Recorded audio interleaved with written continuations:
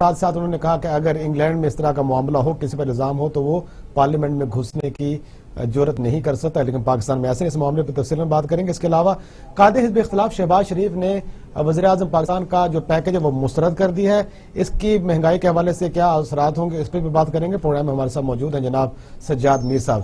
میر صاحب، تھوڑی سی تاخیر سے پروگرام شروع ہوا، فوراً اپنے موضوع کی طرف چلتے ہیں۔ تاخیر تو بہت ہو گئی جی، لیکن پھر بھی بات کرتے ہیں کہ عمران خان نے کہا کہ اگر اس طرح کا انگلستان میں ہوتا، اگر انگلستان میں کوئی وزیر اعظم اس طرح لیڈر آف دی اپوزیشن کے بارے میں گفتگو کرتا نا جی، تو اسے کان سے پکڑ کے نکال لے، یہ بھی انہیں خیال ہونا چاہیے۔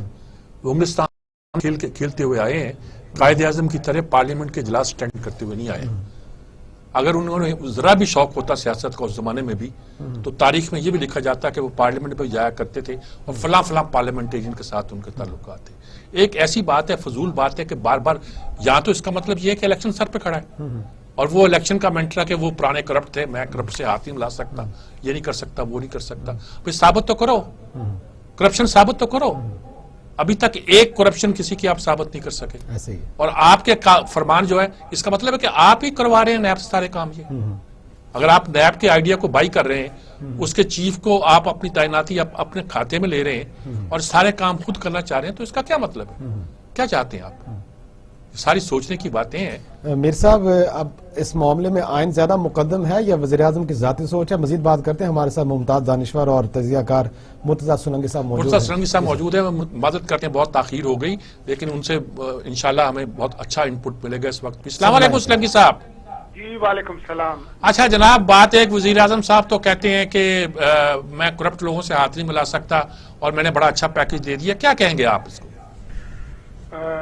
یہ میرے لیے خاصی حیرتناک خبر ہے کہ وہ کرپٹ لوگوں سے ہاتھ نہیں ملاتے۔ تو یہ پچھلے 3-3.5 سال میں ان پہ خود الزام لگے ہیلی کاپٹر کیس کے، پھر وہ آپ کو یاد ہوگا جو BRT کا کیس تھا، پھر آٹے کا چوری کی بات، پھر چینی کی، پھر دوائیوں کی، پھر رنگ روڈ کی، پھر اور بے تحاشا جو ہے وہ اسکینڈلز جو ہے وہ سامنے آئے، اور خود انہوں نے اپنی جماعت سے اور اپنی حکومت سے لوگوں کو نکالا الزامات پہ۔ آپ کے کئی اسپیشل اسسٹنٹ فارغ ہوئے، آپ کے وزراء فارغ ہوئے، تو ان کے ساتھ آپ ہاتھ ملاتے ہیں کہ نہیں ملاتے؟ اور بات ہاتھ ملانے کی اور ذاتی تعلقات کی تو ہے ہی نہیں۔ سیاست، یہ پارلیمان، یہ حکومت، یہ آپ کا کوئی گھر کا معاملہ نہیں ہے، یہ کوئی خاندانی قبیلے کا معاملہ نہیں ہے۔ ریاست اور حکومت تو آئین اور قانون پہ چلتی ہے۔ ٹھیک ہے، آئین میں لکھا ہے کہ جی آپ نے قائد حزب اختلاف کے ساتھ مختلف معاملات پر صلاح و مشورہ کرنا ہے، مشاورت کرنی ہے۔ آپ کہتے ہیں کہ جی میں نے نہیں کرنا، تو آپ نے کوئی الگ ملک بنایا ہے، آپ کا کوئی الگ آئین ہے، آپ کا الگ کوئی قانون ہے، یہ کس طرح کی باتیں کر رہے ہیں ہمارے وزیر اعظم؟ میرے خیال میں آپ نے صحیح نشاندہی کی کہ لگتا ایسا ہے کہ ان کے اقتدار کی چولیں ہل رہی ہیں، یا تو وہ سوچ رہے ہیں کہ جلدی وہ الیکشن کرائیں، یا ان کو لگ رہا ہے کہ وہ وزیر اعظم نہیں رہیں گے، اور اگر نہیں رہیں گے تو ان کو وہی کنٹینر والی جو سیاست ہے اور کنٹینر والا جو بیانیہ ہے وہی لے کر آنا ہے، تو وہ اسی طرف وہ لگتا ہے جا رہا ہے۔ اس وقت تو کنٹینر والے کوئی مدد کرنے والا تھا، تو آگے کنٹینر پر آپ پتہ نہیں کنٹینر پر کوئی چڑھنے بھی دے گا کہ نہیں چڑھنے دے گا۔ آپ نے بالکل ٹھیک فرمایا۔ وہ جو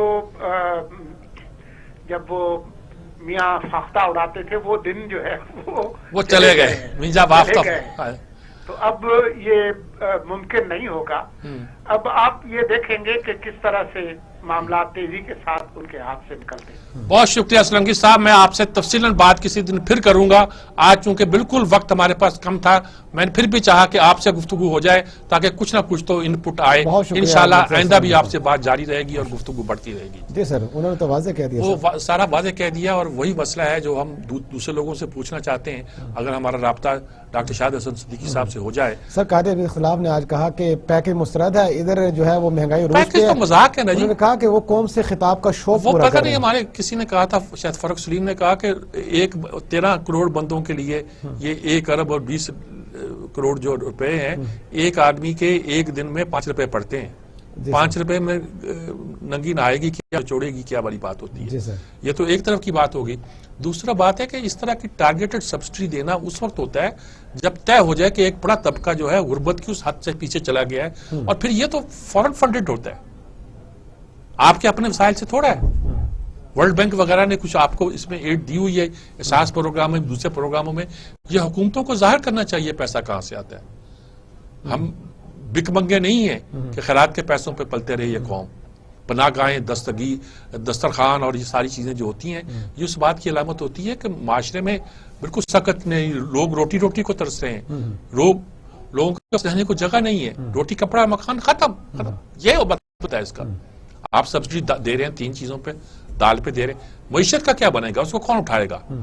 آپ کی زراعت کیوں نہیں چل رہی؟ سر معیشت میں کیا صورتحال ہے اس وقت اور ان چیزوں کے اثرات کیا ہوں گے؟ ہمارے ساتھ موجود ہیں ماہر امور اقتصادیات اور امور معاشیات جناب ڈاکٹر شاہد حسن صدیقی. ڈاکٹر صاحب ہمارے ساتھ موجود ہیں, اس سے بہتر کوئی جا نہیں سکتا. میں بالکل اپنی زبان تو بند کرتا ہوں. السلام علیکم ڈاکٹر صاحب. جناب وعلیکم السلام ورحمۃ اللہ. ڈاکٹر صاحب کیا صورتحال ہے؟ وہ کہتے ہیں کہ میں نے سبسڈی دی. یہ ٹارگیٹڈ سبسڈی جو ہم دیتے ہیں کب دیتے ہیں؟ اسی وقت ہوتی ہے نا جب غربت کی حد پار کر جائے, اور معیشت پہ تو اس کا کوئی پازیٹیو اثر نہیں پڑتا, اور پھر شاید پیسہ بھی باہر سے آتا ہے. آپ نے بالکل صحیح فرمایا, مگر اس کا ایک اور پہلو بھی ہے. وہ یہ ہے کہ جو 120 ارب روپے کا دیا گیا ہے پیکج, وہ کہا گیا ہے کہ اس سے 130 ملین افراد مستفید ہوں گے, یعنی 13 کروڑ. یہ بنتے ہیں 160 روپیہ ماہانہ پر پرسن 6 ماہ کے لیے. 160 روپے ہر شخص کو ملیں گے ایک ماہ میں. تو اس سے کئی گنا زیادہ تو آپ 22 کروڑ عوام سے آنے والے مہینوں میں کھینچنے والے ہیں, مختلف ٹیکسوں کی شکل میں, مہنگائی کی شکل میں. تو وہ تو اس سے دوسرے ہاتھ سے آپ اس سے کئی 100 گنا زیادہ لینے چلے ہیں. اس میں کسی پاکستانی کو کوئی شبہ نہیں ہونا چاہیے. وہ کہہ بھی دیا پیٹرول کی قیمت بڑھے گی, بجلی کی قیمت بڑھے گی, گیس کی قیمت بڑھے گی, وہ تو ان کے ارادے ظاہر ہیں. نہیں, مگر کئی 100 ارب روپے کے یا تو نئے ٹیکسز لگیں گے, سبسڈیز لی جائیں گی, واپس شرح سود میں اضافہ ہوگا. تو یہ سب چیز, بجٹ خسارہ بے تحاشا بڑھے گا, ترقیاتی اخراجات میں بے تحاشا کٹوتی ہوگی. تو پہلا سوال یہ ہوتا ہے کہ 160 روپے فی کس آپ کو دینے کی ضرورت کیا تھی؟ یہ بالکل واضح طور پر میں آپ کو بتا دوں کہ یہ جو کچھ ہوا ہے کہ جو مہنگائی سے جھلسے عوام تھے, ان پر حکومت کو پتا ہے کہ اس نے پیٹرول چھڑکنا ہے, اس سے پہلے پانی کا چھڑکاؤ کر دیا تاکہ تکلیف کم ہو. اس کے علاوہ کچھ نہیں ہے. بالکل واضح طور پر جہاں الیکشن کی تیاری ہے, کوشش کر رہے ہیں کہ اپنی خرابیاں چھپائی جائیں, کوتاہیاں چھپائی جائیں, لیکن معیشت کا تو بیڑا غرق ہو گیا ہے. میرے خیال سے وہ معیشت کو تو چھپانا ممکن نہیں ہے, لیکن آپ کی بات بالکل اس حد تک صحیح ہے کہ اب انہوں نے جو حکمت عملی بنائی ہے وہ یہ ہے کہ جناب یہ معیشت اتنی زیادہ تباہ تھی, برباد تھی, زخم خون رس رہا تھا کہ 5 سال تو اس کو ٹھیک کرنے میں لگ گئے. مگر الحمدللہ ہم اس کو کامیاب رہے کینسر کا علاج کرنے میں. تو یہ 5 سال لگ گئے ہیں, اب ہم ترقی کی طرف جائیں گے. اس کے لیے اب آپ کو ہمیں ایک موقع دینا پڑے گا. یہ سوچ اپنا لی ہے, یعنی انہوں نے ہاتھ کھڑے کر لیے ہیں کہ اب آنے والی مدت جو ہے اس میں کوئی اصلاحات نہیں کرنی, معیشت کو ٹھیک کرنے کی کوشش نہیں کرنا. مہنگائی کا جہاں تک تعلق ہے وہ ان کے ہاتھ سے نکل چکی ہے. اگر یہ چاہیں بھی تو کچھ نہیں کر سکتے, ان کے ہاتھ میں کچھ رہا نہیں ہے. اسٹیٹ بینک اپنے الگ فیصلے کر رہا ہے. میں اس لیے یہ بات کر رہا ہوں کہ آپ پوچھیں گے یہ بات میں کیوں کر رہا ہوں. دیکھیے جیسے اب یہ جو جب آپ قوم سے ایڈریس کرتے ہیں تو آپ یہ کہتے ہیں کہ جی ترکی میں یہ ہے مہنگائی ہے, یوروپ میں یہ ہے. ارے بھائی ترکی کو چھوڑیں, آپ یہ بتائیے کہ خطے میں سب سے زیادہ مہنگائی پاکستان میں ہے. یہ بات مان لیں نا آپ. ترکی کا مسئلہ جو بالکل الگ ہے, یوروپ کا الگ ہے. سب سے زیادہ خطے میں مہنگائی پاکستان میں ہے. سب سے کم قوت خرید پاکستان میں ہے, یعنی فی کا آمدنی ہماری بھارت سے بھی کم ہے, بنگلہ دیش سے بھی کم ہے, سری لنکا سے بھی کم ہے. اور مہنگائی جیسے میں نے کہا آپ سے یہاں سب سے زیادہ ہے. اور پچھلے برسوں میں گری ہے ہمارے یہاں جو ہے فی کا آمدنی. اب تو 2% بنگلہ دیشی کا 2% وہ 1 روپے کے برابر ہو گیا. تو ہم جو 2% اردو میں کہتے تھے تو 2% 1 روپے کے برابر. وہ کسی نے بتایا نا پیٹرول دلی میں اس قیمت پر ہے, بمبئی میں اس قیمت پر ہے, ڈھاکہ میں اس قیمت پر ہے, تو یہ اس کو ڈبل کر دیتے, پاکستانی کرنسی کے برابر کر دیتے ہیں. ارے بھائی وہاں جی آپ, لیکن یہ بھی تو آپ بتائیں کہ وہ ہے یا نہیں ہے. آپ بتائیے کہ بنگلہ دیش بھارت میں مہنگائی آپ سے کم ہے یا زیادہ ہے؟ بھارت کی شرح نمو آپ سے کم ہے یا زیادہ ہے؟ بھارت کی فی کا آمدنی آپ سے کم ہے یا زیادہ؟ قوت خرید جو ہے وہ ان کی بہت زیادہ ہے ہمارے مقابلے میں، اور اوور آل مہنگائی جو ہے وہ اس پیسے کو لے کے تعلیم پہ بھی لگا رہے ہیں. تو مہنگائی بھارت میں بھی ہم سے بہت کم ہے، اور بنگلہ دیش میں بھی کم ہے، سری لنکا میں بھی کم ہے، گروتھ ریٹ بھی ان کا زیادہ ہے، فیکس آمدنی بھی زیادہ ہے. تو ایک تو یہ بات مان لینی چاہیے تھی، تو مقابلہ کرتے وقت یہ کہنا چاہیے تھا. اب ایک دو باتیں آپ سے خدمت میں عرض کرنا چاہ رہا ہوں. اسٹیٹ بینک آف پاکستان نے پراسرار طریقے سے روپے کی قدر میں جو کمی کی تھی مارچ سے جون تک، وہ دنیا میں سب سے زیادہ کمی تھی جس کی تباہی آئی. ٹھیک ہے. تو سب سے زیادہ کمی کیوں کی تھی آپ نے ہمیں ذرا بتا تو دیں، کیا یہاں سب سے زیادہ نقصان ہوا تھا؟ ایک تو یہ مسئلہ ہے. دوسرا یہ تھا کہ 3 برسوں میں ہم نے جو روپے کی قدر گرائی ہے، جس کی وجہ سے مہنگائی بڑھی ہے، جس کی وجہ سے تباہی آئی ہے، وہ ہم نے 41% گرائی ہے، جبکہ بھارت نے 9% گرائی ہے اور بنگلہ دیش نے 3 سے 4% گرائی ہے. اسٹیٹ بینک اور حکومت سے یہ پوچھا تو جائے کہ آپ نے کس کو خوش کرنے کے لیے کس کے مفاد میں 41% روپے. دوسرا میں آپ سے عرض کرنا چاہ رہا ہوں کہ اس وقت ہمارا جو تجارتی خسارہ ہے 4 مہینے کا، وہ ہے $15.5 ارب 4 مہینے کا. تو یہ تو سالانہ بنتا ہے $75 ارب. تو 2018 میں جب آپ نے دیوالیہ کہا تھا ملک کو، اس وقت تو $63 ارب کا تھا. اس سے زیادہ ہو رہا ہے یہ، اور اس وقت معیشت کی شرح نمو زیادہ تھی. تو دیوالیہ کب تھے، آج میں کیوں نہیں ہے؟ دوسرا یہ امپورٹس ہماری 4 مہینے میں $25 ارب کی ہو گئی ہیں. یہ اس کا مطلب یہ $75 ارب سال کا پیکج بن رہا ہے. یہ $63 ارب اس وقت، جبکہ یہ ہم نے کہا تھا معیشت تباہ ہے اور امپورٹس کم کریں ورنہ ملک بیٹھ جائے گا. تو یہ ہے کہ ہم کیا حاصل کرنا چاہ رہے ہیں. لیکن دوسری بات میں اگر آپ کو عرض کر دوں کہ انہوں نے یہ کہا کہ جی لوٹی ہوئی دولت 2 خاندان سے لے لیں تو یہ ہو جائے گا. میں ایک بات پوچھنا چاہتا ہوں کہ اگر جو انہوں نے ٹیکس ایمنسٹی دی تھی اس میں قانون بنایا گیا تھا، وہ قانون یہ تھا کہ جو اثاثے ملک کے اندر ہیں لوٹی ہوئی دولت سے بنائے گئے ہیں، پاکستان کی حدود کے اندر ہیں، حکومت کے علم میں ہے، حکومت کے پاس ریکارڈ ہے اور حکومت چاہے تو ان پر ہاتھ ڈال سکتی ہے. تو قانون بنایا گیا تھا کہ ان سے تیز رفتاری سے وہ وصول کیا جائے گا. وہ بنتے تھے 900 ارب روپیہ. وہ حکومت اس میں 1 روپیہ لینے کے لیے تیار نہیں ہے اور قانون کی خلاف ورزی کر رہی ہے. اس لیے کہ ایک آدمی کے قومی بچت اسکیم میں 1 کروڑ روپیہ لگا ہوا ہے، اس نے ایمنسٹی سے فائدہ نہیں اٹھایا، ڈکلیئر کیا ہے 25,000. تو حکومت کو کیا مشکل ہے کہ اس کو خط لکھ کے اس سے ٹیکس وصول کر لے کہ جس آمدنی پہ آپ نے یہ پیسے لیے ہیں اس پہ ٹیکس دے دیں آپ. یہ تو قانون تھا. تو قانون توڑ کے ان لوگوں سے 900 ارب کو وصول نہیں کر رہے، اور اب آپ دھمکی سے ریکویسٹ پر آ گئے کہ بھائی کہ مطلب یہ تھا کہ سیاسی باتیں ہمیں ضرورت نہیں ہے. اس وقت جو حالات ہیں وہ پاکستان کے لیے بہت مشکل میں انہوں نے ڈال دیا ہے اور ہم سلامتی کے لیے خطرہ ہے. میں آپ کو یہ اس لیے عرض کر رہا ہوں کہ آنے والے دنوں میں پاکستان میں مہنگائی بڑھے گی. چینی آج آپ نے دیکھا 145 پہ ہو گئی. یوٹیلیٹی اسٹور نے خرچ بڑھا دیے ہیں ان کی تقریر سے 2 گھنٹے پہلے. تو یہ جو سیاسی جگلری آپ اپنی قوم سے کرنے چلے ہیں اس سے کیا حاصل ہونے والا ہے یہ مجھے سمجھ میں نہیں آتا. دوسری بات یہ تھی کہ معیشت میں جو تباہی آ رہی ہے، اگر میں ایک جملہ آپ سے کہوں، انہوں نے یہ کہا تھا کہ 2018 میں جب پچھلی حکومت ختم ہوئی تھی کہ معیشت دیوالیہ ہے. اگر یہ میں کہوں کہ تفصیلات کے علاوہ تمام اشاریے اس سے خراب ہیں جو 2018 میں ان کو ورثے میں ملے تھے، تو پھر انہوں نے کیا کیا؟ ان کے تو سارے دعوے باطل ہو گئے جب یہ کہا کرتے تھے کہ معیشت کو ہم نے استحکام دیا، معیشت میں بہتری آ رہی ہے. میں صرف یہ کہہ رہا ہوں کہ ریمیٹنسز کے علاوہ تمام اشاریے منفی ہیں، اور ریمیٹنسز جو ہیں وہ کارکنوں کے نام پر آپ دولت پر لوگ اپنا بلیک منی وائٹ کرا رہے ہیں انکم ٹیکس 611(4) سے. اب وہ پیسہ پاکستان میں رک نہیں رہا ہے. میں اس کی وجہ بتا دوں، 82 ارب ڈالر کی ریمیٹنسز آ گئی ان کے دور میں. 30 ارب ڈالر کے انہوں نے بیرونی قرضے لے لیے. 4.2 ارب ڈالر IMF نے ہمیں دے دیا. G20 نے جو ہے وہ کہا کہ اب یہ قرضے واپس نہ کریں. تو یہ سارا پیسہ جو آیا یہ کہاں ہے؟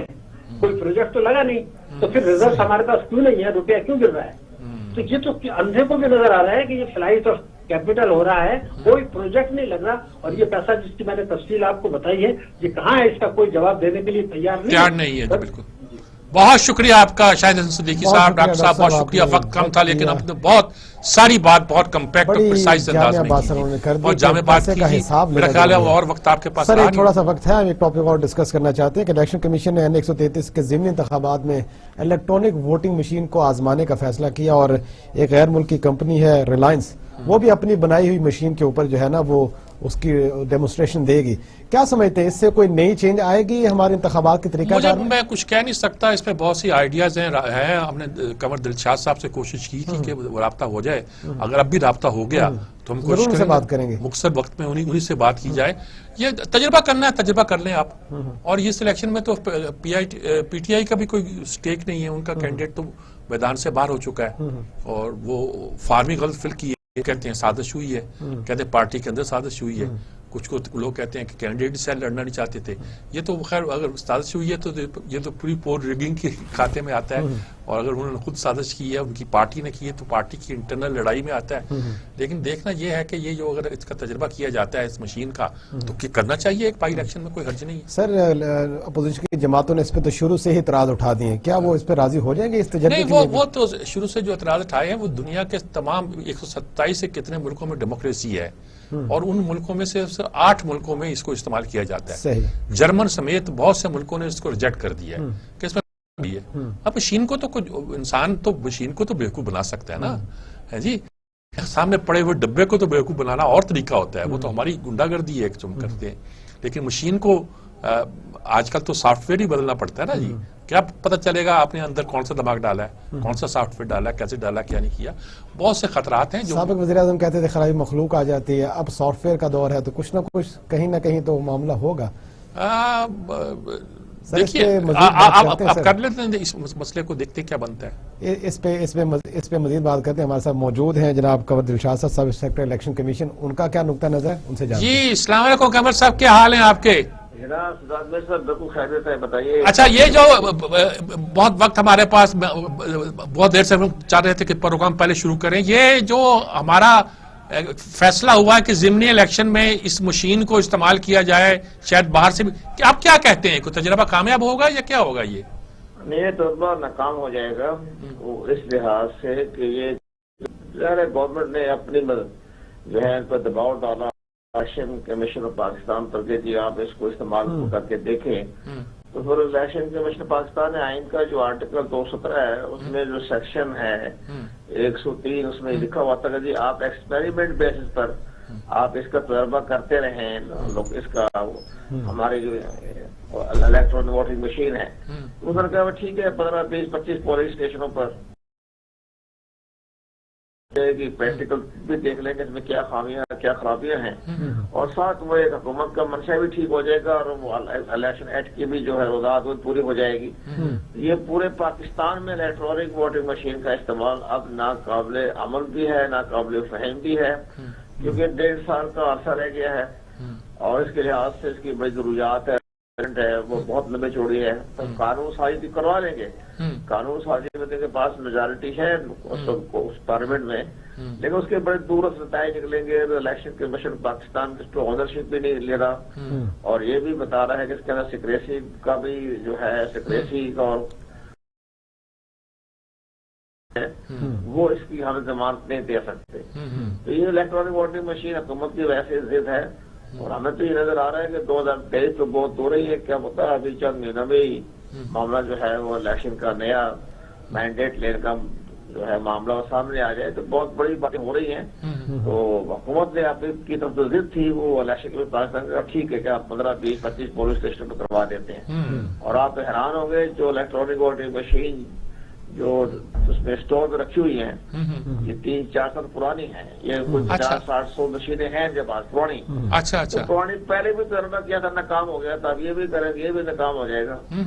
تو بہرحال اس کا کوئی ایسی کوئی تشویش کی بات نہیں ہے. تشفی ہو جائے گی حکومت کی بھی اور ان کا شوق پورا ہو جائے گا. ہو جائے گا چاہے شوق پورا کرے. فواد چودھری صاحب بھی چاند کا یہ دیکھتے رہے، کچھ بھی نہیں ہے، نتھنگ.